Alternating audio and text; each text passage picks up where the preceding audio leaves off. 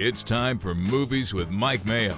Our film critic Mike Mayo is serving up fresh reviews of the latest blockbusters, classics you might have forgotten, and listener requests. Movies with Mike Mayo is brought to you by Jersey Mike Subs on Wards Road, Lakeside Drive, and Timberlake Road in Lynchburg. And if you have a movie that you would like Mike to review, preferably one that will not upset Mary, you naughty listeners, text it over to us, 846-TALK, 846-8255, and we do have a listener request this morning. So got that going for us. Mary, you're not happy with the quality of the listener requests? I don't know why it's bad movies. Because we were talking about that one day, and we said people send over your good, bad movies for Mike to review, and we've been having, at least in my estimation, a good time with it because we've had some good, bad ones like we do with a couple of them today. Mike, good morning. Welcome back to the program. Well, thank you. I'm glad to be back, and I'm sorry that Mary is dissatisfied with some of the titles we've been talking about. I would be even more dissatisfied too if I didn't have such a highly developed taste for really good bad movies. But that's why I'm doing my job and Mary's doing hers. Someone has to try to keep us straight here, even if we don't cooperate very well. It is a fair point, and we should let you know if you want to see more of Mike's movie reviews, check out his books. You can go to mike-mayo.com. All right, so here's the listener request, and I don't think I need to tell people what this is. I think the clip will identify it, but let me warn you in advance. This is a TV edit from somewhere, and so the original line has been changed just slightly. I think you will notice. We gotta clear the snakes out of the cockpit. Yeah, clear the snakes out of the cockpit, yeah. Enough is enough! I have had it with these monkey-fighting snakes on this Monday to Friday plane! Everybody strap in! I'm about to open some freaking windows. The monkey fighting snakes. That is Samuel L. Jackson. The movie we're talking about is, of course, Snakes on a Plane. And it's one of those movies that tells you exactly what it is in the title. It is about snakes on a plane. And but the setup is so elaborate and nuts that it's worth commenting on because it all has to do with this evil gangster who has killed a bunch of people, and a kid in Hawaii. This is where it starts, in Hawaii. The kid has seen him kill these people and is willing to testify against him. Samuel L. Jackson is the G-man who is going to take the kid back to the mainland for the trial. And the bad guy manages to get a several crates of poisonous snakes put on the plane, even though, and this is important, there are no snakes in Hawaii. There are no indigenous snakes in Hawaii, according to the movie. And even worse, they have put these flowers on the plane that have been treated somewhere with chemicals and make them, when they the snakes can smell them, these flowers contain a hallucinogenic aphrodisiac. So we've got drug-crazed, lust-crazed snakes on this plane. And you kind of know what's going to happen because we've got the usual assortment of cliched characters, including the rap artist, the young couple that's married and has a baby, the stewardess who is on her last flight before she retires. We've got the possibly gay flight attendant. All of this stuff is going on, and then the snakes start showing up. And these are just ridiculously computer-generated snakes. I think there's some real snake stuff in there too, but mostly we're seeing snakes slithering under the seats and in the cargo hold and everywhere else. And sometimes we get this kind of weird green things where we're seeing it from the snake's point of view. It just builds and gets crazier and crazier. Nice supporting work from Bobby Cannavale and Juliana Margulies and Dave Ketchner as the pilot. it is all handled with absolutely the right kind of tongue-in-cheek. Nobody was taking this stuff seriously. Everybody knew they were just making a junk food sort of movie.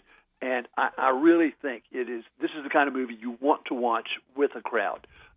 Everybody, should be in the right mood and altering their consciousness however they see fit.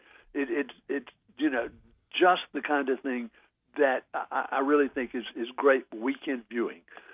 Much in the same way that the next movie we're going to talk about is, and this is from the great alternative auteur, Andy Sedaris. Now, for those who aren't familiar with him, Andy Sedaris started his work in television. He was with ABC Sports, did a lot of broadcasting football games and episodic television, things like the Nancy Drew Show.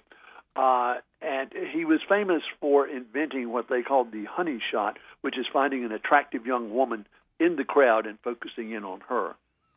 He took that unique ability. Staple of sports coverage. Yes. He took that and turned it into his film career. He and his wife, Arlene, started Malibu Bay Films, a little independent company, and made a series of exploitation pictures, perhaps the best of which was Hard Ticket to Hawaii, made in 1987. And I believe we've got a clip from it. We do. We've got a bit of the trailer here, and it's pretty good, I have to say. Here we go. Donna, take him out! James Bond did that and lived and let die. That was really gnarly. Gnarly, Terrence? This isn't make-believe. It's real life. It's a hard ticket to Hawaii. It's not paradise. Now that snake has been infected by deadly toxins from cancer-infested rats. And it's a great snake, too. It really is. It is. And this snake was made in the days of practical effects, so it's a model. But the snake is very important throughout the film. It keeps escaping while our heroes are chasing drug dealers again and having these incredible shootouts and things. And at the end of it, the main bad guy gets stabbed, speared, and snake bit on meeting his demise. I have not spoiled anything for you, I promise. The heroes of Andy Sedaris movies are mostly these muscle-bound guys and buxom females, lots of ex-playmates and penthouse models in the cast. But at least in Hard Ticket to Hawaii, it's all above the waist nudity. We do not, the sexual action is really just kind of mild by today's standards. Like Snakes on a Plane, it was kind of meant for late night viewing.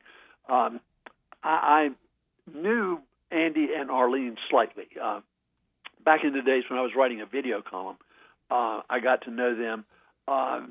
And actually went to a preview screening of one of their later movies and found them both to be just really nice people. And the reason Andy was able to make these movies was that he did them very cheaply.